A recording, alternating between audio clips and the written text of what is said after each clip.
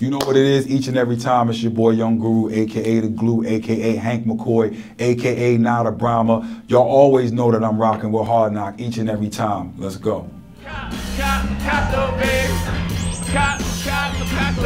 Hard to tell. I'm the new Jean-Michel.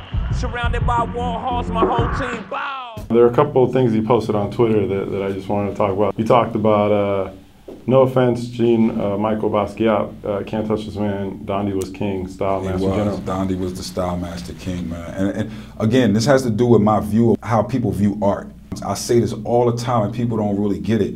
There's art that's okay, but has an incredible background story, right? And the explanation of the art is sort of better than the art itself, right? So in my opinion, I don't think that Basquiat could touch Dondi. There's times when they wrote together on trains, right? But you have a case in point where Basquiat goes to the downtown scene and through Warhol and all those other people become super famous. Not to say that, of course, it's Basquiat, right? He's an incredible artist. But if we're talking about the depth of what someone could do, a lot of times it's people looking at Basquiat's work and creating something in their minds because Basquiat's work looks so chaotic. So it's like you can draw from that whatever you want to. And it's sort of like when someone draws 3 lines on a piece of paper and sticks it in the museum, it's like, oh, you're staring at 3 lines. And I'm like, it's just 3 lines on a piece of paper, but because so-and-so has a name, then it becomes this super expensive art. When you get into what Dondi is and what he did for graffiti and the eras, he's sort of like the glue that glued the old school to the new school guys, and what CIA did. CIA stands for Crazy Inside Artists. It was one of the crews that he was down with. What they did to the New York City graffiti scene, I don't think, there's no chance ever for someone to repeat that because you can't do trains anymore. Yes, you can do things on canvas and create incredible work, but that doesn't have the danger of breaking into a yard. That doesn't have the danger of racking paint and having to steal paint. That doesn't have the danger of other crews that want to steal your paint that may happen to be in the yard at the same time. So to me, Dondi is style king, and it's not to, that's why I said no disrespect. I understand why people love Basquiat, but for me personally, he couldn't touch Dondi. I feel like Basquiat has become that dude where everybody feels like they got to make a reference to it. Yeah, in the art world, you have these things, in the music world too, where some tastemaker says, I like this thing, and then other people use that as the Bible because this tastemaker said that they like it without actually tasting the food for themselves. The emperor doesn't have on any clothes and no one wants to say anything, and then it takes some kid to come along and that doesn't care and be like, yo, y'all realize he's naked, right? Like, no one wants to tell this guy that he's naked. That type of thing happens all the time. And I think graph artists don't always get the respect that's due because of how incredible graph is and how it has to move. Now you're getting into 3D graph, and graph has continued to grow. So even though it's not on trains anymore, there's still some incredible pieces being done. But there's no way to mimic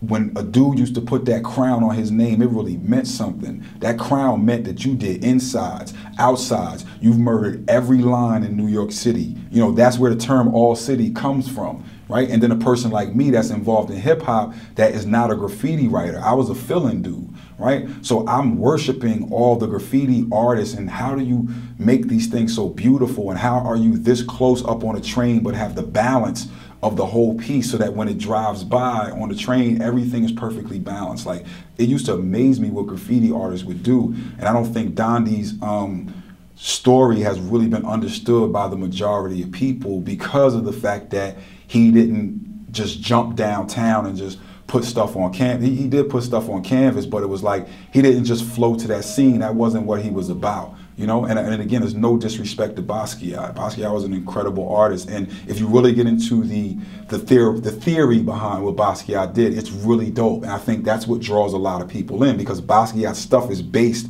off of an incredible theory, right? Of the fact that language traps you, and that's what he was trying to express. When you create 26 characters, you're locked into expressing yourself with these 26 characters. And he's sort of saying what I say musically, that yeah, if we have a Western scale that has 12 notes, well, there's notes in between those 12 notes. You can go a half step in music and you skip so many notes. There's an infinite amount of numbers in between 0 and 1. infinite, right? There's so many spaces that we could be inside of between 0 and 1. Same thing with language. When you trap we think in language. So the theory behind a lot of Basquiat stuff was incredible and was very deep. But when you sit and you look at the art, and I take a Basquiat piece and I take a Dondi piece, Dondi touches me more. You also said on Twitter, when the news stays on a story this long with no information, it's time to pay close attention to the government. Can you speak on that a little bit? As you go through history and you start to check certain things, it's like attention is being placed on all these major things. Certain other things are slipping through the cracks, right? It's like how you could do something like found or start the Federal Reserve System, right, on the day before people are about to go on Christmas break, so they just slide it through. But that's something so monumental to the way that our money acts right now, that we now have a central bank, which is illegal by our Constitution.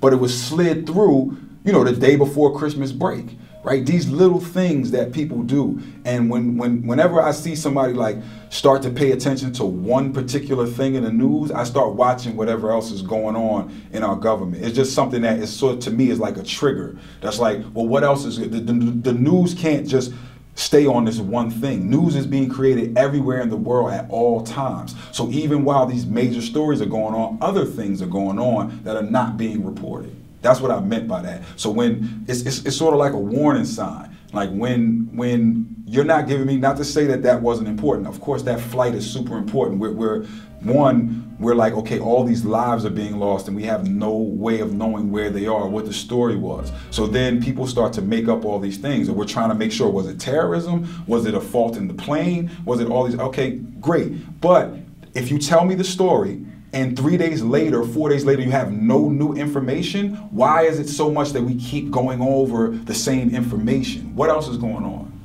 And then you get to a point where you studied history long enough to know that these things repeat themselves and repeat themselves and repeat themselves, and major moves are done inside of the government during these times. So what are people doing right now? I always try to make sure that I know all the stuff that's going on while these major stories are going on.